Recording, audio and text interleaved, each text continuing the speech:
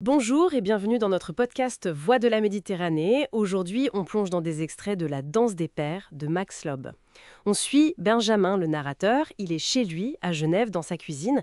Et là, il se met à danser. Un geste simple, mais ça réveille tout un monde. Le souvenir très fort de son père, Koundé, qui est mort 15 ans avant.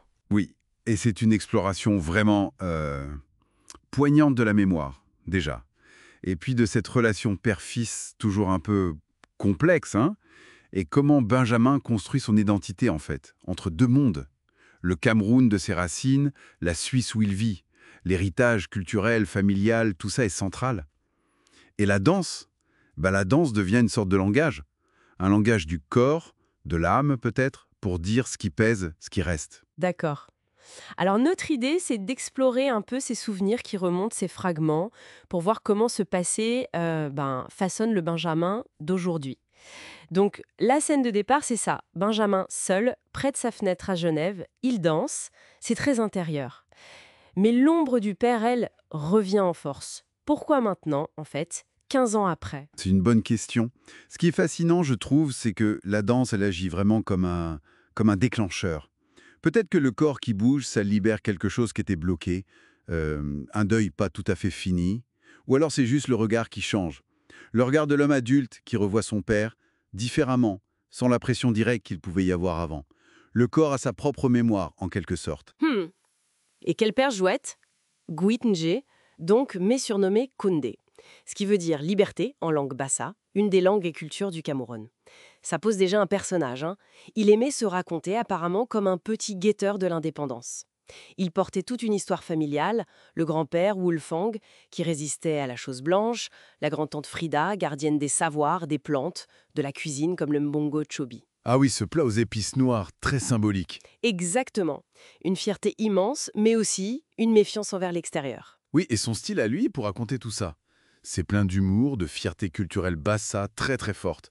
On sent vraiment ce qu'il appelle le labeur de la transmission, ce besoin de passer une histoire, une identité. Surtout dans ce contexte postcolonial où affirmer qui on est, c'était un compas. Il se crée un peu sa propre légende finalement. Et physiquement aussi, il avait l'air d'avoir une sacrée présence. Son amour de la danse, le funky makossa. Hein, le rythme. Oui, ce mélange camerounais et funk hyper énergique. Son bon gros ventre, ses chemises toujours impeccables, amidonnées. Et puis cette référence à l'esprit d'Alger. Ses études de pharmacie là-bas, ça semble l'avoir beaucoup marqué. C'est là qu'on voit toute sa complexité justement. Il est pile entre les deux. La tradition bassa très forte et cette modernité qu'il a touchée ailleurs en Algérie. Sa vision des Blancs, les colons, elle est méfiante, mais ils admirent les Nkassa, les Algériens qu'ils voient comme des frères de lutte pour l'indépendance. Comment tout ça cohabite en lui? Et c'est sans doute une part de l'héritage un peu compliqué pour Benjamin. Oui, c'est clair. Et ça déborde sur la relation avec son fils. Il y a des moments très durs.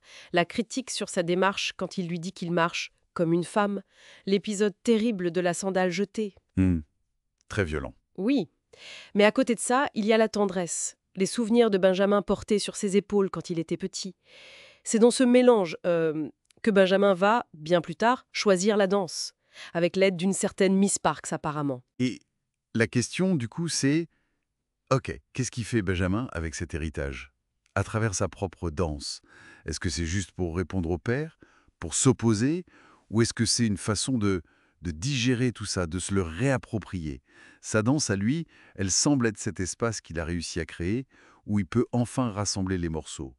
Son histoire, celle du père, pour trouver sa propre liberté, son propre mouvement. Peut-être plus souple, moins tranché que celui de Koundé? D'autres voix se mêlent à tout ça, comme Tante Boumamé. Depuis le Cameroun, elle porte un jugement sur la vie de Benjamin en Suisse. Ça rappelle aussi le poids du regard de la communauté. Les valeureuses, la tantine, ces systèmes d'entraide importants, mais qui peuvent aussi être une forme de contrôle social. Tout à fait. C'est très représentatif de ce que peut vivre la diaspora. Ce tiraillement constant entre les attentes du pays d'origine et les choix qu'on fait dans le pays d'accueil. C'est un thème assez classique de l'exil, mais là, c'est vécu de manière très intime, à travers le corps et la mémoire. Donc, pour résumer un peu, Benjamin danse.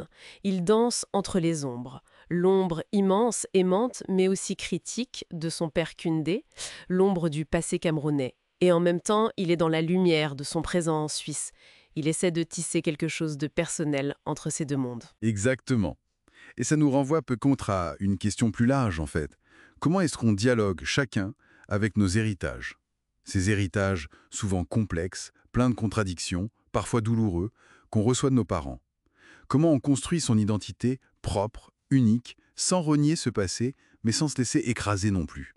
Surtout quand il y a la migration, qui rajoute encore une distance, une autre lecture possible. La danse de Benjamin, au fond, c'est peut-être sa façon à lui de tenir ce dialogue, sa réponse la plus sincère. Merci pour votre écoute et à très bientôt pour un nouveau podcast.